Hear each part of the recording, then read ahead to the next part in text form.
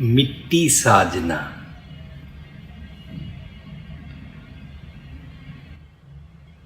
ਆਪਣੇ ਅੰਦਰ ਦੀ ਸ੍ਰਿਸ਼ਟੀ ਦੀ ਸਾਜਨਾ ਕਰਨ ਵਾਸਤੇ ਸਾਨੂੰ ਆਪਣੇ ਮਨ ਦੀ ਮੂਰਤੀ ਨੂੰ ਤਰਾਸ਼ ਕੇ ਸਾਡਾ ਅੰਤਰ ਆਤਮੇ ਦਾ ਜਿਹੜਾ ਮੰਦਰ ਹੈ ਨਾ, ਉਹਦੇ ਅੰਦਰ ਸਥਾਪਿਤ ਕਰਨਾ ਹੈ।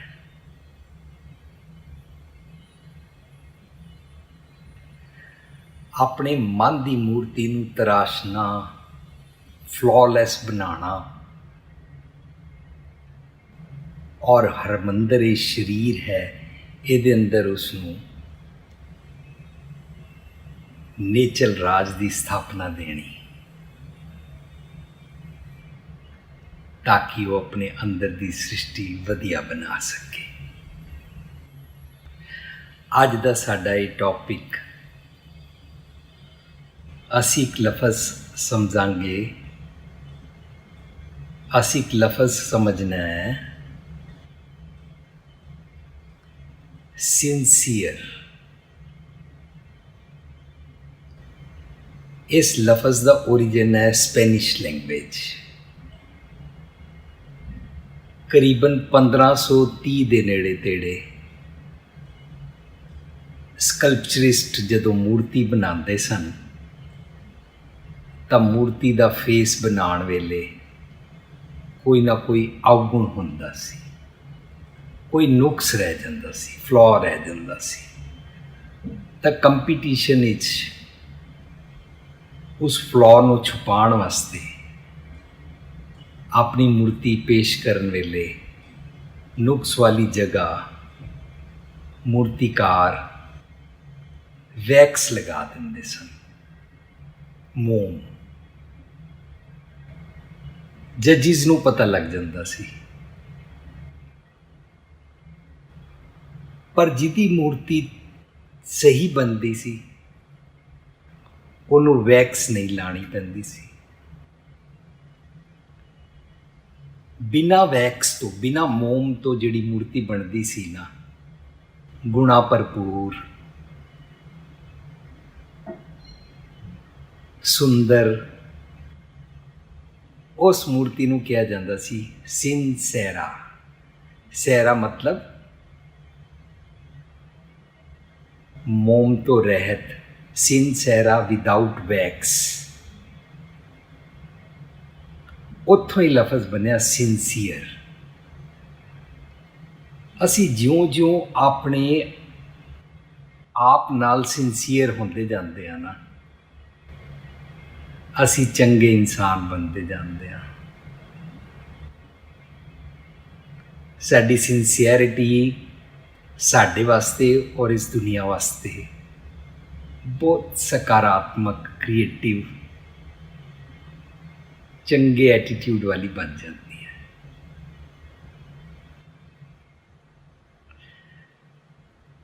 ਜੇਕਰ ਅਸੀਂ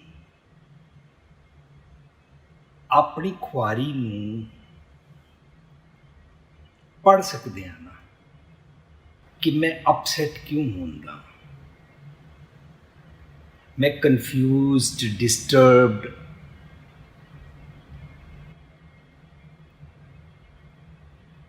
ਕਿਉਂ ਹੁੰਦਾ,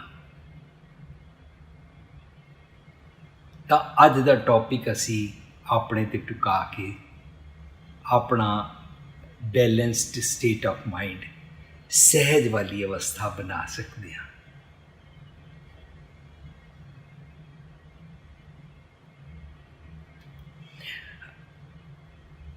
ਅਸੀਂ ਜਦੋਂ ਬਾਹਰਲੀ ਦੁਨੀਆ ਦੇ ਪਸ਼ੂ ਪੰਛੀ, ਜੀ ਜੰਤ, ਪੇੜ ਪੌਦੇ ਦੇਖਦੇ ਹਾਂ ਨਾ, ਸਾਰਿਆਂ ਦਾ ਆਪੋ ਆਪਣਾ ਸੁਭਾਅ ਹੈ। ਅੰਬਾਂ ਦੇ ਪੇੜਾਂ 'ਤੇ ਕੇਲੇ ਨਹੀਂ ਲੱਗਦੇ ਨੇ, ਨਿੰਬੂ ਦੇ ਪੇੜ 'ਤੇ ਮੌਸਮੀਆਂ ਨਹੀਂ ਲੱਗਦੀਆਂ ਹੈ। ਸਭ ਦਾ ਆਪਣਾ ਆਪਣਾ ਸੁਭਾਅ ਹੈ ਨਾ। ਇੰਝ ਜਾਨਵਰਾਂ ਦਾ ਵੀ ਆਪਣਾ ਆਪਣਾ ਸੁਭਾਅ ਹੈ। ਕੋਈ ਜਾਨਵਰ ਦੂਸਰੇ ਜਾਨਵਰ ਦਾ ਸੁਭਾਅ नहीं जींदा है। पर अफसोस की गल पता की है, सारी दुनिया 'ਚ मन्निया जा रहा है इंसान ग्रेट है, इंसान है सारी दुनिया तो उपर है। ये तो हुण नोशन बन गई है। पर अफसोस कि वो सारे जी जंत पेड़ पौधे वो अपने अपने नियम, कुदरत के नियम, रज़ा पाने विच रहिंदे हन। पर मनुख देखण विच मनुख लगदा है और करतूत पशु की मानस जात वाला जीवन जींदा है। देखण विच ह्यूमन बीइंग, पर डीड्स सोचने का ढंग होर जूना वाला। इनू धार्मिक दुनिया च कहते हैं डेफिशिएंसीज वाला, अवगुणा वाला, शॉर्ट कमिंग्स वाला, मंदे सुभाव वाला साडा करैक्टर बन जाता है। असी हिपोक्रेट हो जाते हैं और मनुखा इंसानियत भरपूर फुल ऑफ मोरैलिटी के बदले इमोरलिटी वाला जीवन जीते हैं। उन्होंने असी कह सकते हैं सिनफुल जीवन जीते। धर्म का काम की है? मनुख ने अपने अवगुणा तो जेकर महसूस किया कि मैं दुखी होंदा हाँ, उन्होंने असी कह रहे हैं खुआर होंदा हाँ। अपनी खुआरी नूं देख पाना धर्म का विजन, धर्म की ऐनक और धर्म वाली इनसाइट। धर्म का काम की है? वो इनसाइट प्राप्त हुई ना तो जिहड़ा मैं डे बाई डे इंसानी तल तो थल्ले डिग के पशुता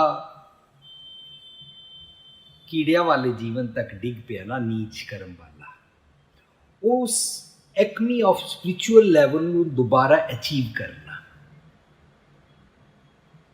ये धर्म का काम है। उहदे वास्ते विवेक बुद्धि चाहिए है। मानो वी आर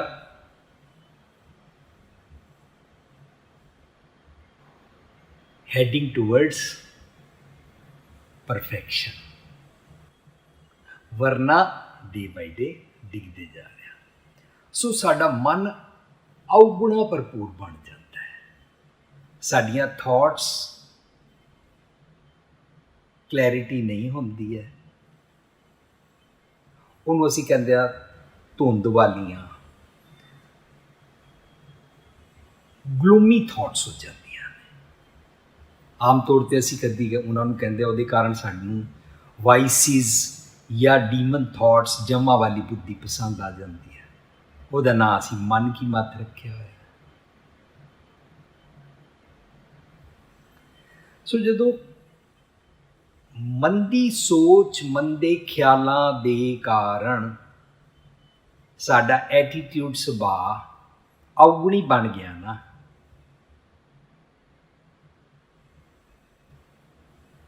साडी उस अवस्था नूं धर्म की दुनिया विच मिट्टी कहते हैं।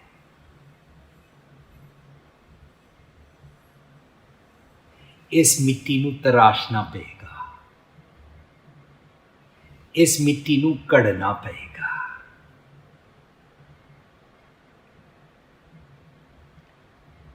ये मिट्टी दी सुरत मत बुद्ध कढ़नी पेगी ताकि इनू स्पिरिचुअल थॉट्स, आइडियल थॉट्स वाले फुरने फुरन।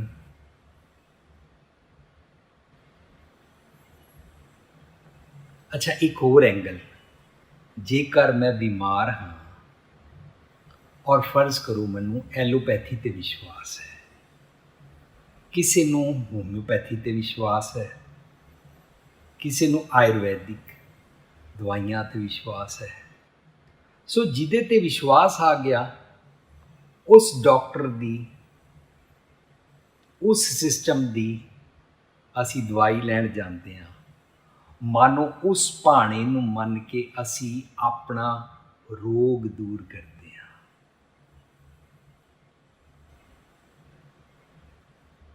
ਇੰਜ ਕੁਦਰਤ ਦੇ ਭਾਣੇ ਵਿੱਚ ਜੋ ਨਿਯਮ ਚੱਲ ਰਿਹਾ ਹੈ, ਇਹਨੂੰ ਰੱਬ ਕਾ ਪਾਣਾ, ਰੱਬ ਦਾ ਹੁਕਮ ਨਿਯਮ, ਔਰ ਭਾਣੇ ਹੁਕਮ ਨਿਯਮ ਨੂੰ ਹੀ ਰੱਬ ਕਹਿੰਦੇ ਨੇ। ਜੇ ਮੇਰਾ ਮਨ ਉਸ ਭਾਣੇ ਹੁਕਮ ਨਿਯਮ ਰਜ਼ਾ ਅਧੀਨ ਨਹੀਂ ਚੱਲਦਾ, ਅਵਗੁਣਾ ਵਾਲਾ ਹੋ ਗਿਆ। ਇੰਜ ਮੇਰੇ ਸਰੀਰ ਉੱਤੇ ਵੀ ਹੁਕਮ ਨਿਯਮ ਲੌਜ਼ ਚੱਲ ਰਹੇ ਨੇ, ਉਹ ਯੂਨੀਕ ਨੇ, ਕੁਦਰਤ ਦੇ, ਰੱਬ ਦੇ। ਮੇਰੇ ਅੰਦਰ ਰੱਬ ਜੀ ਵਸਦੇ ਨੇ ਔਰ ਉਹਨਾਂ ਦਾ ਨਿਯਮ ਕਾਰ ਮੇਰੇ ਅੰਦਰ ਚੱਲ ਰਹੀ ਹੈ। ਮੈਂ ਜ਼ਰਾ ਜਿਹਾ ਉਹਦੇ ਤੋਂ ਆਊਟ ਹੋਇਆ, ਮੇਰਾ ਸਰੀਰ ਬਿਮਾਰ ਹੋ ਜਾਂਦਾ ਹੈ। ਪਰ ਜੇ ਮੈਂ ਉਸ ਹੁਕਮ ਨਿਯਮ ਕਾਰ ਦੇ ਮੁਤਾਬਕ ਆਈਡੀਅਲ ਥਾਟਸ ਨੂੰ ਨਾ ਸੋਚਾਂ, ਮੇਰਾ ਮਨ ਅਵਗੁਣਾ ਵਾਲਾ ਬਣ ਜਾਂਦਾ ਹੈ, ਸ਼ਾਰਟ ਕਮਿੰਗਸ ਵਾਲਾ ਬਣ ਜਾਂਦਾ ਹੈ। ਮੇਰਾ ਮਨ ਨਿੱਜ ਕਰਦੇ ਅੰਤਰ ਆਤਮੇ ਦੀ ਮੰਦਰ ਦੀ ਐਂਟਰੀ ਨਹੀਂ ਲੈ ਸਕਦਾ। ਉੱਥੇ ਊਤਮ ਸੇਦਰ ਊਤਮ ਕਹੀ ਹੈ, ਨੀਚ ਕਰਮ ਬੈਰੋਏ।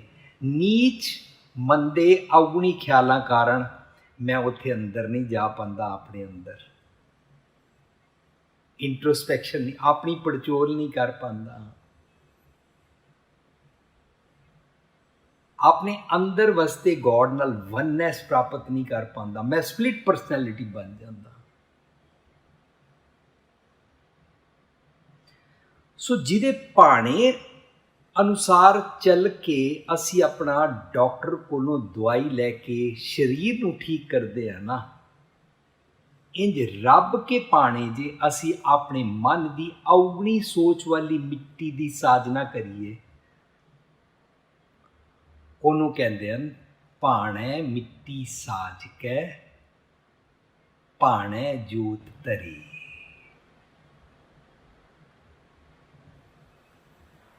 ਮਨ ਦੀ ਮਿੱਟੀ ਸਾਜਣੀ ਹੈ ਤਾਂ ਮਨ ਨੂੰ ਵਿਵੇਕ ਬੁੱਧੀ ਦੀ ਜੋਤ ਦੇਣੀ ਪਏਗੀ। ਅੰਦਰ ਤੇ ਰੱਬ ਜੀ ਹੈ, ਜੋਤ ਬਲ ਰਹੀ ਹੈ, ਪਰ ਮਨ ਦੇ ਅਵਗੁਣਾ ਕਰਕੇ ਲੈਂਪ ਦੇ ਚਾਰੋਂ ਪਾਸੇ ਕਾਲਖ ਜੰਮ ਗਈ ਹੈ, ਲਾਈਟ ਨਜ਼ਰ ਨਹੀਂ ਆ ਰਹੀ। ਉਹ ਕਾਲਖ ਮਿਟਾਉਣ ਵਾਸਤੇ ਵਿਵੇਕ ਬੁੱਧੀ ਚਾਹੀਦੀ ਹੈ। ਉਹਨੂੰ ਕਹਿੰਦੇ ਨੇ ਸਭ ਮੈਂ ਜੋਤ ਜੋਤ ਹੈ सोए, सबके अंदर भगवान है। सब में जोत जोत है सोए, तिसदे चानण सब में चानण होए। गुरसाखी जोत प्रगट होए। गुरसाखी गुरु की सिक्ख्या। गुरसाखी की है? गुरु की सिक्ख्या के नाल की होंदा है? गुरसाखी का उजियारा चानण हो गया तब मिटिया सगल अंधारा। कालक ग्लूमी थॉट्स दा फॉग गई, अवगुणी थॉट्स गईयां। अवगुणा तो छुट के जिहड़ा साडा नवा मन बनदा है ना, उहनूं कहंदे ने गुर कै शब्द बनावो ए मन। ਇਹਦਾ ਮਤਲਬ ਅਸੀਂ ਨਵਾਂ ਜਨਮ ਲੈਂਦੇ ਹਾਂ। ਭਾਵ ਮਨ ਕਰਕੇ, ਮਨ ਦੇ ਤਲ ਤੇ ਅਸੀਂ, ਸਰੀਰਕ ਤਲ ਤੇ ਅਸੀਂ ਉਹੀ ਹਾਂ ਜੋ ਅਸੀਂ ਆਪਣੇ ਮਾਤਾ ਪਿਤਾ ਕੋਲੋਂ ਸਰੀਰ ਪ੍ਰਾਪਤ ਕੀਤਾ ਹੈ, ਪਰ ਮਨ ਦੇ ਤਲ ਤੇ ਨਾ ਅਸੀਂ ਮਿੱਟੀ ਸਾਜ ਕੇ ਨਵੇਂ ਬਣ ਗਏ। ਅੰਦਰ ਜੋਤ ਬਾਲੀ। ਅਸੀਂ ਸੁਣਦੇ ਹਾਂ ਨਾ, ਪਾਠ ਪੜਿਓ ਅਰ ਵੇਦ ਵਿਚਾਰਿਓ, ਨਿਵਲ ਭੁਯੰਗਮ ਸਾਧੇ, ਪੰਜ ਜਨਾ ਸਿਓ ਸੰਗ ਨਾ ਛੁਟਕਿਓ, अधिक आहंग बुध बाधे, प्यारे इन बिद मिलन न जाई, मैं किए करम अनेका, हार परियो स्वामी के द्वारै, दीजै बुद्ध विवेकां। विवेक बुद्ध ਨੂੰ ਕਬੀਰ ਸਾਹਿਬ ਕਹਿੰਦੇ ਨੇ, ਕੋ ਕਬੀਰ ਮੈਂ ਸੋ ਗੁਰ ਪਾਇਆ ਜਾਂ ਕਾ ਨਾਉ ਵਿਵੇਕੋ। ਵਿਵੇਕ ਮਤਲਬ ਵਿਵੇਕ ਬੁੱਧੀ। ਵਿਵੇਕ ਬੁੱਧੀ ਮਤਲਬ ਡਿਵਾਈਨ ਕਾਮਨ ਇੰਟੈਲੈਕਟ, ਜਿਹਦੇ ਨਾਲ ਅਸੀਂ ਇਮੋਰਲਿਟੀ ਛੱਡ ਕੇ, ਸਿਨਫੁਲ ਥਾਟਸ ਦੇ ਸ਼ਾਰਟਕਮਿੰਗਸ ਵਾਲੇ ਸੁਭਾਅ ਐਟੀਟਿਊਡ ਛੱਡ ਕੇ ਮੋਰੈਲਿਟੀ ਵਾਲੇ, ਸਪਿਰਿਚੁਅਲਿਟੀ ਵਾਲੇ ਸੁਭਾਅ ਵਾਲੇ ਬਣ ਸਕਦੇ ਹਾਂ।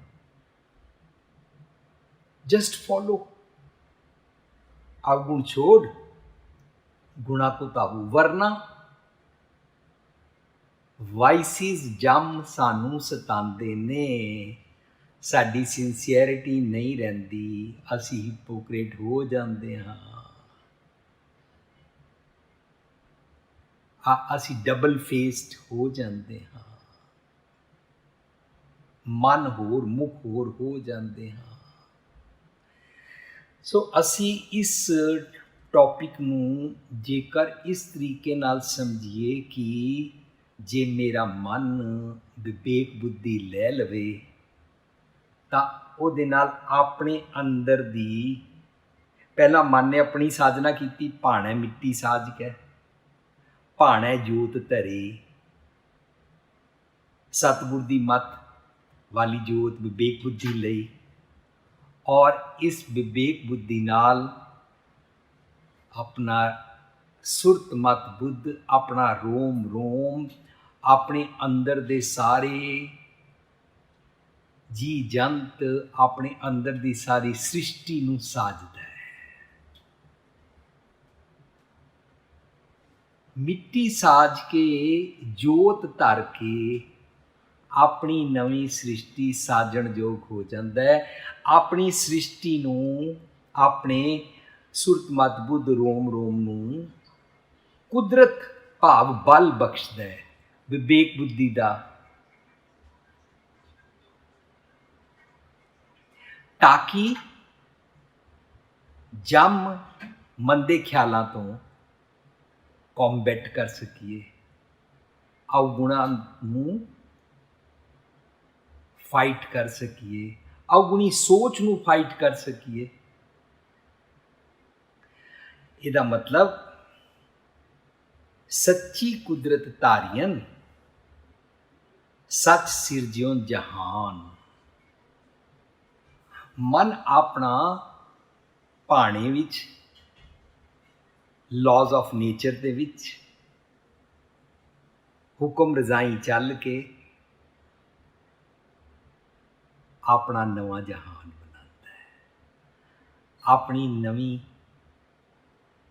ਸਿਰਜਣਾ ਕਰਦਾ ਹੈ, ਆਪਣੀ ਸ੍ਰਿਸ਼ਟੀ ਦੀ ਸਿਰਜਣਾ ਕਰਦਾ ਹੈ, ਆਪਣੀ ਮਿੱਟੀ ਨੂੰ ਸਾਜ ਕੇ ਇਹਦੇ ਅੰਦਰ ਜੋਤ ਧਰਦਾ ਹੈ, ਤਾਕਿ ਇਮੋਰਟਲ ਗੋਡ ਭਾਵ ਅੰਮ੍ਰਿਤ ਰੂਪੀ ਸੋਚ, ਪੋਇਜ਼ਨਸ ਸੋਚ ਦੇ ਬਦਲੇ ਪਾਇਸ ਥਾਟਸ ਵਾਲਾ ਐਟੀਟਿਊਡ, ਸੁਭਾਅ ਪ੍ਰਾਪਤ ਕਰ ਪਾਉਂਦਾ ਹੈ। ਅੰਦਰ ਦੀ ਸਾਰੀ ਸ੍ਰਿਸ਼ਟੀ ਦੀ ਸਾਜਨਾ ਹੋ ਗਈ। ਇਹਦੇ ਨਾਲ ਮਨ ਪਲ ਪਲ, ਨਿੱਕੀ ਨਿੱਕੀ ਗੱਲ 'ਤੇ, ਦਿਨ 'ਚ ਲੱਖਾਂ ਵਾਰੀ ਨਹੀਂ ਮਰਦਾ। ਮਨ ਸੱਚ ਕੀ ਮੱਤ ਦੇ ਨਾਲ ਮਰਜ ਹੋ ਗਿਆ। सच की मत, ट्रुथ प्रिवेल्स, हमेशा सच है, सच नाल मर्ज हो के आप भी हमेशा सच, अपनी सृष्टि सच्ची, साजण जोग वचन।